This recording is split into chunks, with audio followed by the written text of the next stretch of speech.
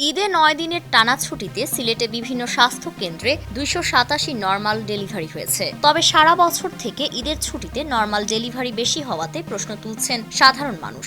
অনেকের দাবি, সারা বছর যদি এভাবে নর্মাল ডেলিভারির সংখ্যা বাড়ে তাহলে দরিদ্রদের খরচ বাঁচবে। ঈদের সময় ডাক্তার ছিল না, ২২৭ জন নর্মালি বাচ্চা হয়েছে, আর এ বাদে ডাক্তাররা যখন থাকে তখন তার নর্মালি হয় না।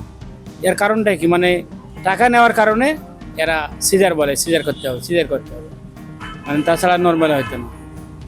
আমার হলো টাকা না উদ্দেশ্য ছাড়া আমার কোনো ডাক্তারের কোনো সাজেশন নেই। আমার সাধারণ ফ্যানের দিন শেষ, আকিস ফ্যানে বাংলাদেশ। এ সময়ে জেলার ১৫০ মা ও শিশু কল্যাণ কেন্দ্র এবং ইউনিয়ন স্বাস্থ্য ও পরিবার কল্যাণ কেন্দ্রে প্রায় ১২০০ নারীকে গর্ভকালীন সেবা দেওয়া হয়েছে। সিজার থেকে নর্মাল তো এমনিতে অনেক ভালো, কিন্তু হয় না, অনেকে করে ফেলে আর কি। সিজার নর্মালি অনেক ভালো আমার মতে।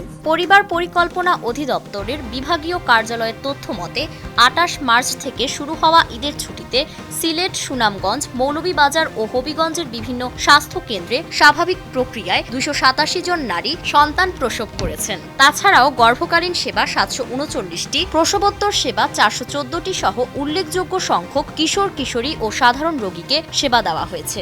নরমালি হয়েছে সংখ্যাটা বেশি, এমনি যদি সারা বছর হয় আলহামদুলিল্লাহ ভালো, সবার জন্য ভালো, পেশেন্টের জন্য ভালো।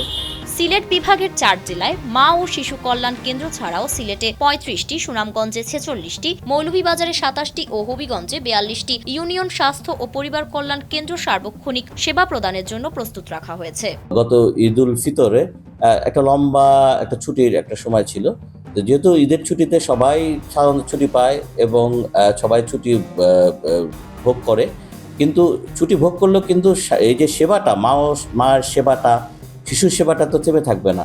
সেই জন্য আমরা এই মা ও শিশু কল্যাণ কেন্দ্রগুলোতে আমরা রোস্টার ভিত্তিকে আমরা সেবা, যা আমাদের যারা কর্মীরা সেবা দেওয়ার জন্য তারা নিরলস প্রচেষ্টায় ছিলেন, যার পরিপ্রেক্ষিতে আমাদের ওই সময় যে ঈদ উল ফিতরের ছুটিকালীন সময় আমাদের সিলেট জেলায় শুধু ৪৩টি নর্মাল যেটা আমরা ডেলিভারি হয়েছে, এবং পরবর্তীতে আমরা খবর নিয়েছি মা ও শিশু সুস্থ আছেন।